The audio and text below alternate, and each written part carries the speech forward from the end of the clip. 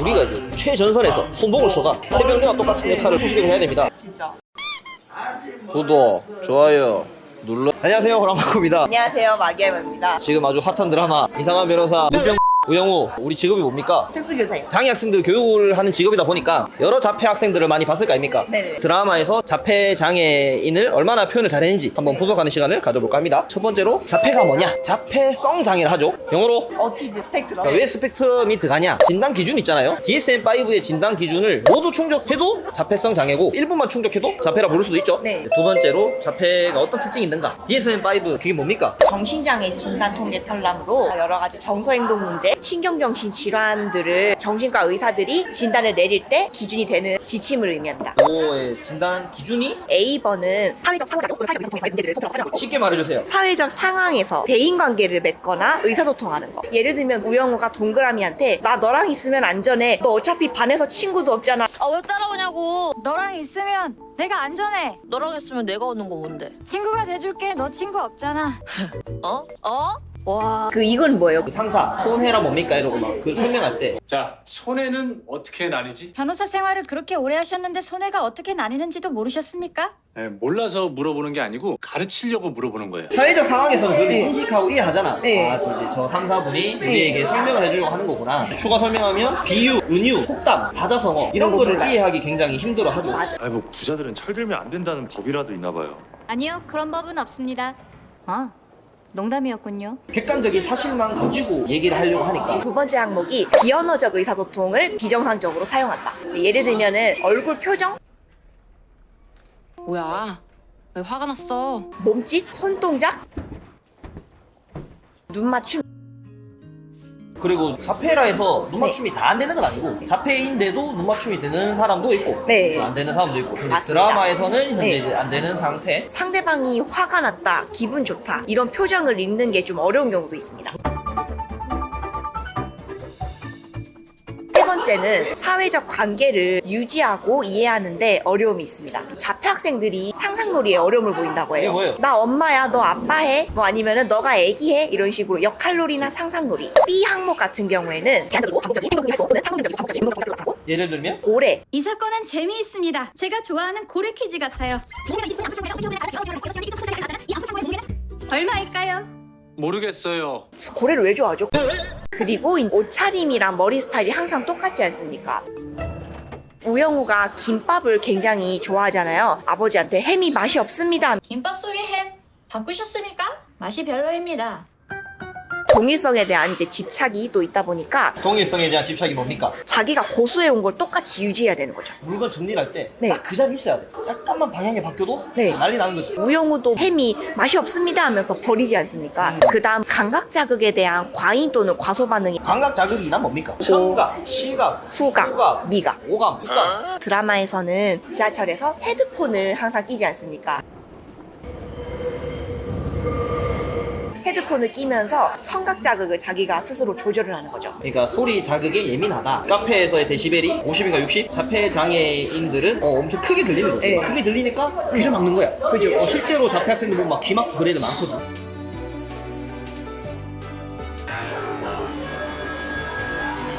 우영우는 이제 그때 역치를 스스로 조절하기 위해서 헤드셋을 끼고 헤드셋에 나오는 소리가 고래 소리가 나오잖아. 그리고 옷의 상표, 굉장히 예민해하는 학생들이 있어요. 상표를 직접 자기가 가위로 뜯어서 제거하거나 영우야, 이거 아빠 선물. 라벨은 10바까지 다 떼어놨다. 드라마 말고도 우리 경험을 좀 얘기하면 촉각 자극을 너무 느끼고 싶은 학생이 자신의 특정 부위의 피부를 손톱으로 뜯는 학생들도 있었습니다. 왜 그러죠? 수업 시간이 재미가 없는 거예요. 그러니까 우리로 예를 들면 수업 시간 지나가면 손톱 뜯잖아. 네. 그렇듯이 자기 네. 피부를 뜯는 거구나. 맞습니다. 그리고 B번 하위 항목 중에 이제 반영어에 대한 내용도 나오는데 요즘에 되게 핫하죠? 변호인, 증인에게 질문만 하세요. 변호인 증인에게 질문만 하세요. 예. 예? 자료 꺼내보세요. 자료 꺼내보세요. 피고인은 살인미수 혐의로 기소. 피고인은 살인미수 혐의로 기소. 아 뭐야? 아니 왜 자꾸 아까부터 말을 따라해요? 죄송합니다. 반영어 금지. 반영어 그건 뭐야? 남의 말을 따라하는 것으로 자폐의 흔한 증상 중 하나입니다.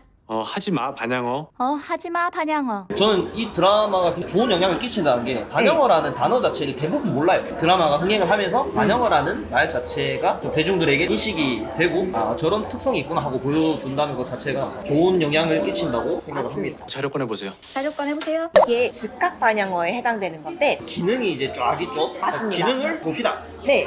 이런 게 있군요. 네.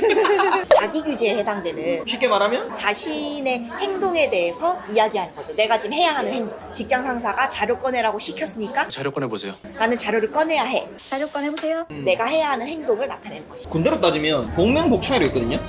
왜 그렇게 하냐면은 들은 거를 그대로 말함으로써 내가 하는 행동을 명확하게 해야겠구나. 그런 기능이 있으니까 비슷한 기능을 한다. 네. 훈련병 양말 신습니다. 예, 알겠습니다. 빨리 양말로 가르쳤습니다. 다음으로 상동행동. 상동 행동이 뭡니까? 반복적으로 몸을 움직이는 행동들을 예를 들어 손을 마구마구 흔들거나 이유가 뭡니까? 안정감을 느끼기 위함이고 어릴 때 장면에 보면 네. 몸을 막 좌우로 흔들어. 이렇게 특수교사로서 네. 이런 행동을 보인다 학생이. 네. 어떻게 될까요? 남에게 피해를 끼치는 그런 행동이면은 즉각적으로 중재를 해야 하죠. 사회적으로도 조금 이제 문제가 될 수 있다. 주위에 이목을 끌 수도 있고 수업을 할 때 막 몸을 흔들고 일어나서 돌아다닌다. 대체행동 차별감. 대체로 차별 강화라? 문제행동이랑 동일한 기능을 지닌 바람직한 행동을 가르치는 것이죠. 선생님, 저 안정감이 필요해요 라고 적힌 카드를 꺼내서 보여주자. 그리고 깊은 주제인데 준호인가? 러브라인 있잖아. 이거를 보면서 역시 드라마는 드라마구나. 사회생활을 이제 해보면서 여러 장애인들도 보고 성인 장애인분들 봉사활동 같이 해보고 했는데 다른 장애는 모르겠지만 자폐장애인이 일반인과 연애를 한다? 그리고 결혼을 한다? 이런 경우는 저는 솔직히 한 번도 본 적은 없어요. 있긴 있겠죠. 있긴 있겠지만 정말 드물 거고 그리고 이제 우영우도 되게 좀 슬프지만 저는 결혼하지 못할 가능성이 높습니다. 자폐가 있으니까요. 본인 스스로도 알죠. 나는 자폐이기 때문에 보통 사람과 다르다. 그 부분에서 굉장히 좀 안타까웠어요.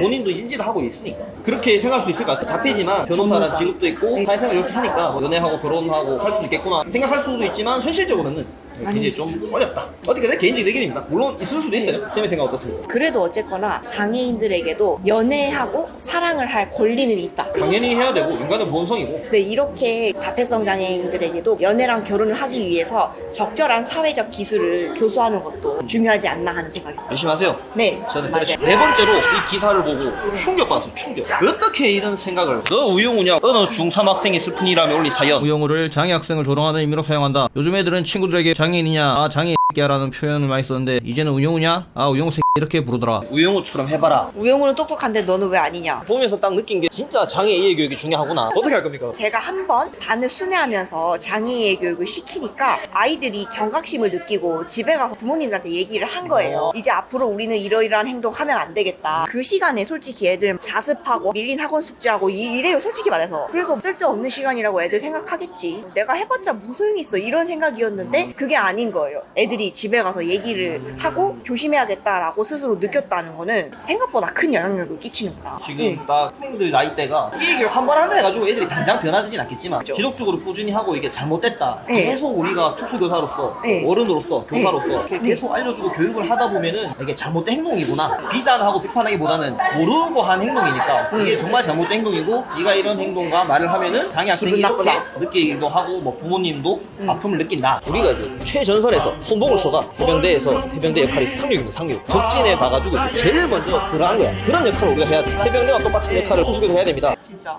마지막으로 이전에도 장애를 다룬 드라마나 영화가 굉장히 많았어요. 지금 테슬라의 회장 앨런 머스크 아스퍼거가 있다고. 아스퍼거도 자폐 중에 하나인데 일반적인 대화가 잘 안 되고 자기 이제 관심 분야만 집중을 하고 말을 정말 잘해요. 머스크는 완전 자폐는 아니고 자폐 성향이 약간 있는 보통 사람들과 생각 자체가 다른 거지. 일론 머스크는 지구인들이 화성 이주를 해야 된다. 그 일념 하나로 지금 테슬라, 로켓, 태양열 전부 다 화성에 이주를 하려고. 화성 갈 거니까. 우영우는 서번트 신드롬이죠. 남산 퍼즐, 음악 등 특정 부분의 소소한 능력을 가진 증후군. 한 번 본 거는 잊어버리지 않죠. 태어나서 지금까지 본 책을 전부 기억. 서버트 관련된 걸 다룬 영화가 레인맨. 레인맨의 영향을 받은 게 많이 낸다. 되게 비교 많이 되는 게 굿닥터. 템플 그랜딘 동물학자인데 소를 안정화시키기 위해 가지고 그 외에 최근에 종영한 우리들의 블루스. 실제 장애인 배우가 다운증후군 정은의 그분이 그림 그게 다른 그림 그린 사람이 한 줄 알았는데 진짜 그 사람이 그린 거더라고. 네, 맞아. 와, 나 저거 보고 감동했어. 그리고 농인 배우 이소별.